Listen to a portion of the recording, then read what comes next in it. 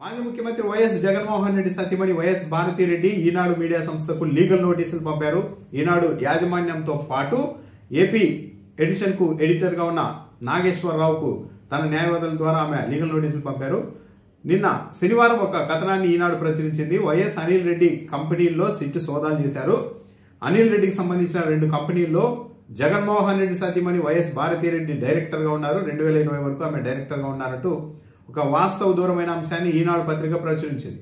నిజానికి ఆ కంపెనీల్లో డైరెక్టర్ గా ఉన్నది జగన్మోహన్ రెడ్డి సతీమణి వైఎస్ భారతిరెడ్డి కాదు, వైఎస్ అనిల్ రెడ్డి అమ్మ. వాళ్ళ అమ్మ పేరు కూడా భారతిరెడ్డి. ఆమె డైరెక్టర్ గా ఉంటే ఏకంగా జగన్మోహన్ రెడ్డి సతీమణి వైఎస్ భారతిరెడ్డి డైరెక్టర్ గా ఉన్నారంటూ ప్రత్యేకంగా జగన్మోహన్ రెడ్డి సతీమణి భారతిరెడ్డి అంటూ ఈనాడు 2-3 చోట్ల ప్రచురించింది. దీనిపైనే వైఎస్ భారతి లీగల్ నోటీసులు పంపారు. 2 రోజుల్లోగా తప్పును సవరించుకొని వివరణ ఇవ్వాలి పత్రికలో.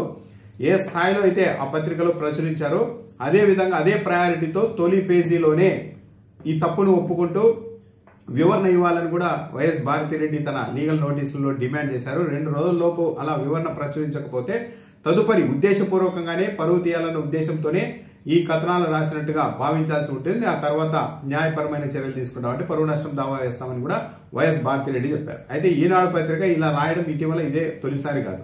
కొద్ది రోజుల క్రితం కూడా ఎంఆర్ కేసులో నిందితుడుగా ఉన్న సునీల్ రెడ్డి ఇంట్లో కూడా సోదాలు జరిగితే ఆ కేసులో జగన్మోహన్ రెడ్డి A1 నిందితుడు అని రాశారు.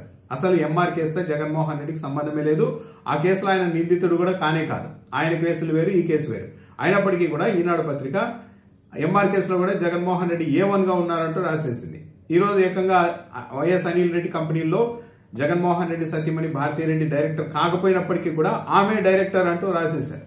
సో ఇప్పటికైనా ఈనాడు పత్రిక తన తప్పుల్ని సవరించుకుంటుందా? మరీ ముఖ్యంగా రామోజీరావు మరణం తర్వాత ఈనాడు పత్రిక అయితే కాస్త క్రెడిబిలిటీ ఎవరేమనుకుంటారన్న దాంతో సంబంధం లేకుండా జగన్మోహన్ రెడ్డి ఫ్యామిలీకి సంబంధించిన విషయాలు వచ్చేసరికి కొన్ని వాస్తవ దూరమైన అంశాలను కూడా యథేచ్ఛగా ప్రచురిస్తూ వస్తోంది. ఇప్పటికి 2 ఇవి తాజాగా జరిగినవి. 2 డైరెక్టర్ కాకపోయినప్పటికీ వైఎస్ భారతి ఆ కంపెనీలో డైరెక్టర్ గా ఉన్నారంటూ రాయడం, జగన్మోహన్ రెడ్డి ఎంఆర్ కేసులో A1 కాకపోయినా అసలు నిందితుడే కాకపోయినా దాంట్లో A1 గా జగన్మోహన్ రెడ్డి ఉన్నారంటూ రాయడం, ఇలాంటివి చేస్తూ వచ్చారు. అయితే ఇక్కడ మాత్రం పక్కాగా ఈనాడు దొరికిపోయింది. భారతిరెడ్డి ఆ కంపెనీలో డైరెక్టర్ గా ఎప్పుడూ లేరు. ఆమె ఆ భారతిరెడ్డి గారు వేరే. సో 2 రోజుల్లో వివరణ ఇస్తుందా, హుందాగా తప్పును ఒప్పుకుంటుందా ఈనాడు, లేకుంటే మొండిగానే ముందుకెళ్తుందా అన్నది చూడాలి. లీగల్ గా పరువు నష్టం దావా వరకు వెళ్తే ఆ రోజైనా ఆఖరి రోజైనా సరే ఈనాడు తన తప్పును ఒప్పుకోవాల్సి ఉంటుంది. అప్పుడు పర్యవసానాలు కూడా కొద్దిగా ఎక్కువనే ఉండే అవకాశాలు ఉంటాయి.